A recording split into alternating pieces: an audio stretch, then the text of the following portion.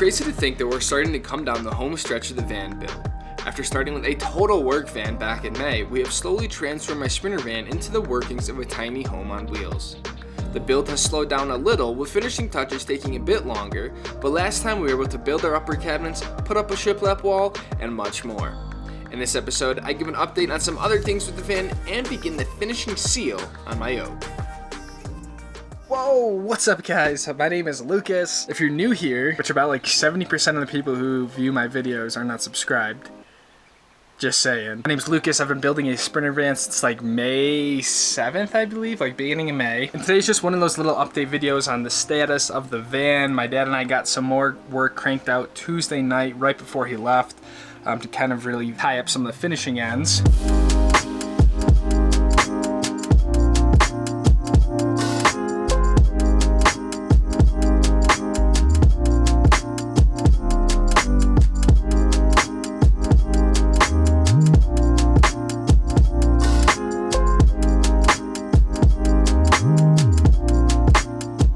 Has been finishing this entire ceiling. If you remember, the ceiling wasn't quite basically these two boards here, so we basically ran the ceiling all the way down, which looks super nice. And you can see the scribe here, which is again is just kind of the curvature of a cut to match the contour of the Sprinter van. We ran this all the way here. It was a little tricky just with like all these wires up here and just really making sure we get like a good grip or good bite on them, but we got it obviously. Here we notched out around this light here. So this kind of all works out, and then this was honestly the Mac Daddy piece right here. We were not sure how we were gonna do this.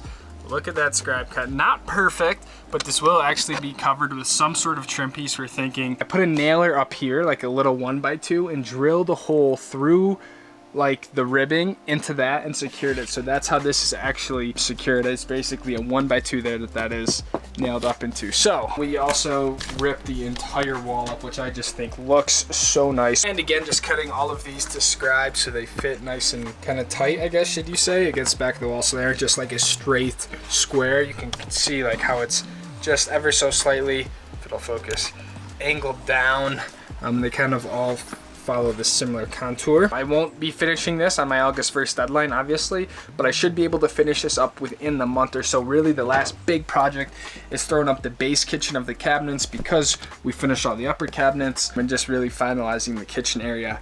And then obviously making sure everything works in terms of my plumbing, my water system, the electrical, all that good stuff. But at least the build should be done here in a few weeks. So now I'm really doing the finishing work here. What I'm doing tonight is first filling all of these little nail holes. I'm using this red oak plastic wood filler to kind of just fill in those nail holes. You can see here, this is what they look like when they're not sanded. So they're obviously much more noticeable. So I'm gonna be doing 3 coats of polyurethane on basically all of my oak finishes just to really give it that nice shine and just protect it and make it even that much more durable. But the first step is filling all of your holes, if you have any, and then doing the sanding. So basically the way this is gonna work is I'm filling these holes, doing a 150 grit sandpaper, which isn't like super coarse, but it's not really like a finishing. It's got some grit to it is all I'm gonna say. So I'm gonna rip the 150, throw a coat of polyurethane, then take a 220 grit, which is less coarse, it's more of a finishing, hit it one more time, do the polyurethane, and then my final sand is gonna be with a 400 grit, so super fine, and then throw the last coat of polyurethane on it. So I'm really gonna be taking my time with the finishing paint and finishing stains because we've just done such a good job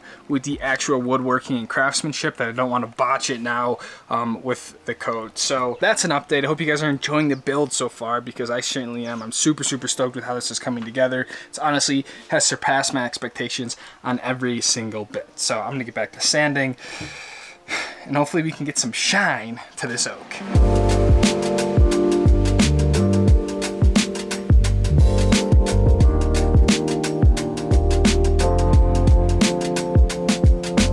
Don't forget when you are done sanding to use a tack cloth, just a very slightly adhesive little cloth that just picks up all that sawdust because you don't want any of those little particles when you go to seal it up because then you don't get that nice smooth surface. So don't forget your tack cloth. Time to polyurethane. You even see that? Polyurethane. Water-based. Let's go. Absolutely beautiful night out here. Temperatures are perfect. I feel like a part of me is missing this summer because I've been building this van nonstop. It'd be great to be out there in the van right now, but it's all gonna be worth it. And winters will be just as fun. So first coat is done. I put up this just so you can really see the difference because this insert is not polyed at all or anything. Look at the difference in terms of how much more rich it makes it look. And that's just with one coat. 3 coats in, this is gonna look like just really, really nice. So definitely losing light. There's no way I'm gonna be able to finish this tonight, but I might try to do one more coat on this, hit it with a 220 grit sandpaper like we talked about, and then do one more. But that's kind of it. I mean, that's all I got for you guys. Hope you guys are liking the van, because I sure am.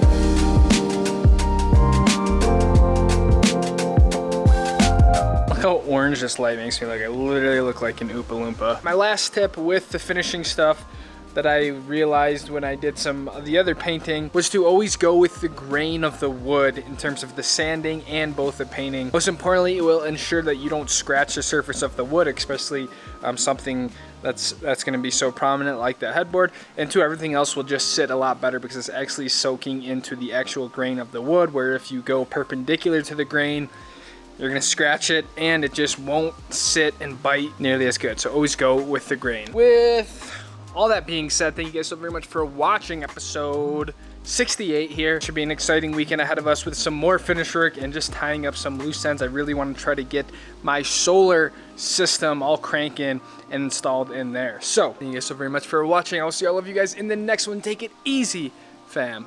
Peace out. Whoop.